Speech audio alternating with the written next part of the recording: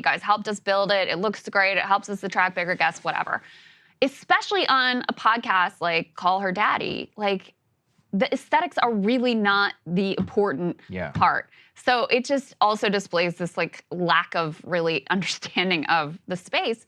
But the other thing that disgusts me with this is, you know, Kamala had her big money backers, no doubt about it. A lot of these donations didn't come from big money backers. They came from like regular people. You wasted their money to pay Oprah $1 million. Like, you took regular working people's money and you siphoned it to Oprah Winfrey and like Beyonce and Katy Perry and these other celebrity stars. That's disgusting. That is utterly grotesque. It's one more reason why you really should have public funding of elections. Like, it should not be this constant emotional manipulation of the public, begging them for dollars to go fund another, like an Oprah Winfrey show and a Beyonce speech where she doesn't even perform. The whole situation is completely grotesque to me. And then the other thing I would say, obviously, like, the money really didn't matter. At the end of the day, it really didn't matter. Yeah, it didn't matter at all. You can argue, I think the best case you could say is in the battleground states, she actually performed better than she did in the non-battleground states, meaning that, you know, the ads that were played and the field program that was run were at least somewhat consequential in terms of narrowing the gap. Obviously not enough. But the money really wasn't the thing. And if Democrats are going to get serious about winning again, which I doubt they will, but maybe, you never know, they need to throw the whole of their big donor class overboard. They need, you know, everybody talks about like, oh, Sister Soldier moments with the left or what. No. The whole party has been like nothing but a series of Sister Soldier moments with the left for decades now. You need to have a Sister Soldier moment with the donor class because you don't even need their money. Their money is actually a hindrance. And it just leads to grotesque expenditures like $1 million to an already, like, Oprah Winfrey is a billionaire. She did not need regular people's $1 million.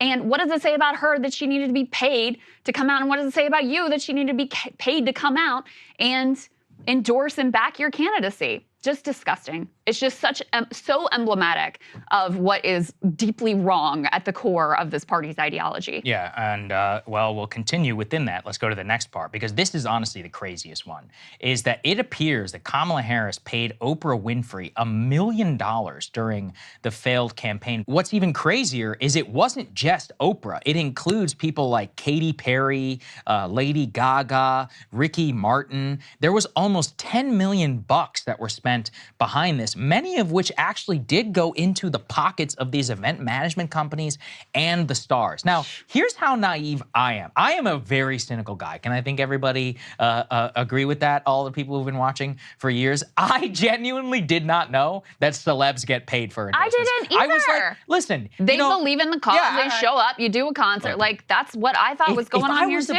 If I was a billionaire and I was Oprah, right? You know, like, it's one thing, like, okay, you donate money to the campaign. If anything, it should be the other way, right? Of course. You should be giving money to the campaign because they're like, look, she's something I believe in, all of this. Oh, all you want is my time. I'm famous. You want me to come and speak? Okay, cool. Yeah, I could do that. Yeah, honestly, I would do that now, you know, if I was in a position of where, but to shake you down for $1 million, that's crazy. Insane. And then Katy Perry, apparently they also had to drop, I can't, Alanis Morissette, right? Alanis Morissette. I don't know how to say her name. Alanis. Sorry, I'm a boomer. I don't even know who this lady is. That's the opposite of being a boomer. Okay. I'm old enough to remember when she was cool. Okay, got it.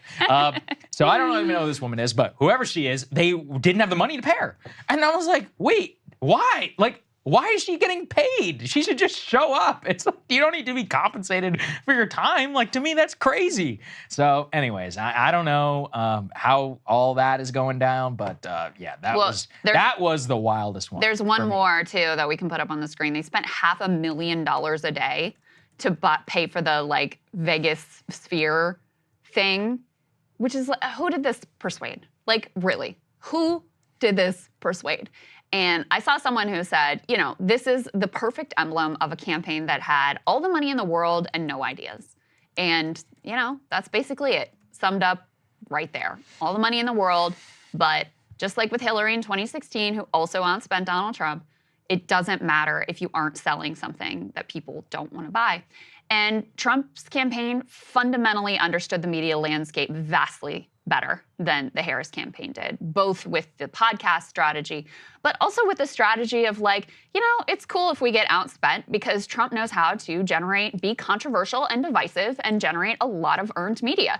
And he's going to do his thing. And that is going to set the tone of the campaign and drive the messaging and persuade people, in favor of our campaign and against Kamala Harris. And that theory of the media was correct. And the Kamala Harris theory of the media was obviously a major failure. Perhaps one of the biggest tactical misunderstandings that they made in terms of this campaign, I would say. Oh, absolutely. There's no question. This Vegas sphere thing is also just a hilarious one. It's like $450,000 that they spent on this. Listen, the sphere's per cool. day, right? The sphere's cool. I really want to go to the sphere. I'd like to go see a show there and all that. Yeah, it does look cool. He lost Nevada. So how did that work out? That's pretty great. And everyone was saying like, oh, Kamala's got FU money if she's able to buy out the sphere. It's like, yeah, it turns out you do have FU money, but you don't got any votes FU to who, back though? that up. That was the question. Exactly. You're like, Jesus. So this was a colossal spend, and I want to pick up on what you said. There are a lot of hardworking people out there who did give her money. It's not just wine moms and all these other people. A lot of people out there, lower middle class folks and others, chipped in $5, $10. Absolutely. They believed in the cause, and you pissed their money away, and that's sick. We did a lot of reporting here on the show after Stop the Steal when Trump was shaking down people for $250 million for basically bullshit, right? Whenever he knew that he wasn't going to be able to overturn the election. And there are hardworking plumbers, workmen, whatever, who also gave money to that. And I thought that was wrong. And I think this is just as wrong, especially the Oprah thing. You need to pay a lady, the billionaire lady needs $1 million to show up and, screw you. Also, Oprah, you should know better than to accept that money because you don't even need it. It's less than marginal at this point. Insane. And now when it comes out, you look like a money grubber. True. That's so it's like, any of us going to believe an Oprah endorsement in the future? I'll tell you, I'm not. I truly did not believe it. I thought when Kid Rock and people, maybe it is on the Republican case, I don't know. But I thought when people just showed up, they're like, yeah, that's what they think. Okay, cool. Whatever. Yeah, that's what I thought too. Yeah, I genuinely thought that as well. It's shocking. It truly is. One last thing on just the bigger takeaway on political giving. Money matters a lot in politics, but the lower you go down the ballot, the more it matters. So if you want to give political donations to, candidates and causes that you believe in, the place where you're going to have the biggest impact is at the lowest. So your local school board or city council or your state rep or even your state senator, all the way up to members of the House, right? It really makes a difference there. In fact, the fact that Democrats significantly outspent Republicans, both at the House and the Senate levels, probably part of the reason why they were able to stem some of the losses at those levels and perform better than they did at the top of the ticket, because the money just matters more there, where you have less media saturation. So in any case, if you're a person out there who does political giving, don't give to the top of the ticket. It's honestly a waste of your money. It's a waste of your money. Yeah, absolutely. That's such a good point. Especially with earned media, that's the most important. They have plenty of rich people who are going to give them, Miriam Adelson gave Trump $100 million. Kamala had her big donors as well. They're going to have the money that they need. So just don't give to the presidential level. Right. Because of this. Hey, if you like that video, hit the like button or leave a comment below. It really helps get the show to more people. And if you'd like to get the full show ad-free and in your inbox every morning, you can sign up at breakingpoints.com. That's right. Get the full show, help support the future of independent media at breakingpoints.com.